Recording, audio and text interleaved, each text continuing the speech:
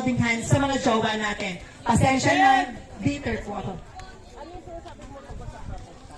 Tama ba yung mga sinasabi mo? Opo, tama po. Opo. Mali ka. Bakit po? Paano po? Dito po, bakit po mali? Kailan po nagsimula ang protest? Ayan po, may nag-react na naman po na Napaso. protestante. Napaso siya sa ano. Ha? Pwede holy water ba tayo dito? Ayan, Protestantism was started 16th century under Martin Luther. Nagsimulang magakla si Martin Luther 1521 na kung saan siya ang bumuo ng King James Version na pinatuhaan ng Latin Vulgate, which is compiled by the Catholic Church. The Latin Vulgate is an original version of the Bible na walang karapatan ang sino mang humawa.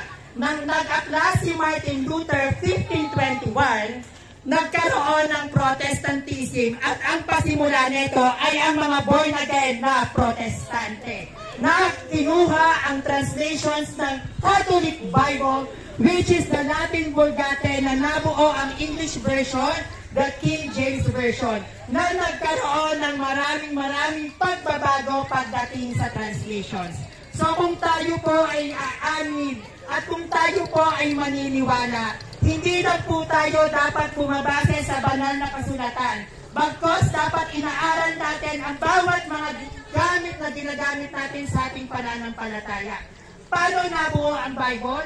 Sino ang bumuo ng Bible? Anong taon nabuo ang Bible? At anong relihiyon ang bumuo ng Biblia? Wala pong karapatang mag-translate o magturo kung ano po ang aral na napapaloob sa banal na kasulatan. Tanging ang bumuo lamang. At ang tanging bumuo lamang ng Biblia ang ginagamit ng isang Kristyanismuhan dito po sa buong mundo with only the Catholic Church. It was compiled by the priest and the bishop and all of them, they are saints. Dahil sa lahat po ng simbahang umiiral sa Pilipinas, even sa buong mundo, whether it's the Protestant Church or the Catholic Church, tanging ang simbahang Katoliko lamang ay may natatangi at itinuturing na banal. And the Catholic Church, ito lamang po ang simbahan na may kakayahang bumuo ng sariling kalendaryo na ginagamit natin sa kasalukuyang panahon na tinatawag nating Gregorian calendar na siyang inimbento at binuo ng Santo Papa ng Catholic Church, which is Pope Gregory XVI. And even the alphabet na ginagamit natin sa pagbabasa, sa pagsusulat, yan ay kinuha